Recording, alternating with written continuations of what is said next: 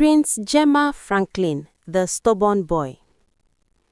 In a small, cheerful African village, where red earth paths curled between grass-thatched houses, lived a boy everyone lovingly called Prince Jemah Franklin. He was not a prince because he lived in a palace, but because his mother always said, "Jemah, you are a prince in my heart."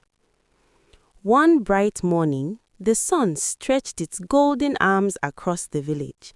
Birds chirped happily as Jemah's mother tied her wrapper and called out gently, "Jemah Franklin, my son, please take this jerry can and fetch water from the well." Jemah nodded quickly. "Yes, Mom," he replied, lifting the yellow jerry can onto his shoulder. But Jemah was a stubborn boy, very stubborn. As soon as he stepped outside, he began to hum and kick stones along the path. On his way, he reached the hill near the big mango tree, where laughter filled the air. "Jemah, Jemah," his friends shouted, "come and play. We are racing down the hill." Jemah stopped and looked at the jerry can. Then he looked at his friends. "Just one small game," he said to himself. "The well is not running away." He placed the jerry can under the mango tree and ran off to join them. They laughed, rolled down the hill, and played hide and seek. Time flew like a fast bird in the sky. Soon, the sun climbed higher, and Jemah's stomach began to grumble. "Let's play one more round," shouted Kato. "Yes, one more," added Amina. Jemah laughed, then suddenly froze. "Oh no," he exclaimed.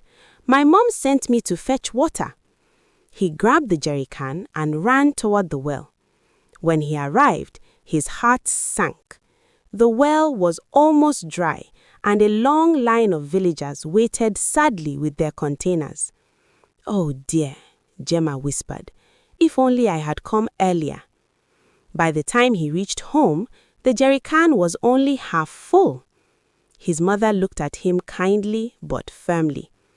"Jemah," she asked, "why did you take so long?" Jemah lowered his head. "I was playing, Mom. I did not listen." His mother knelt beside him and spoke softly. "My son, when you delay your duties, you make things harder for yourself and for others." Tears filled Jemah's eyes. "I am sorry, Mom. I promise to listen next time." His mother smiled and hugged him warmly. That is how a true prince behaves, by learning from his mistakes. The next morning, Jemah woke up early. When his mother asked him to fetch water again, he smiled brightly and said, "Yes, Mom." He went straight to the well, fetched the water, and returned proudly before the sun grew hot.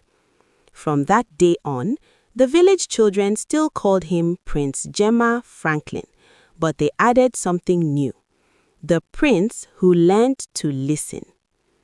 Moral of the story: obedience and responsibility make life easier and brighter.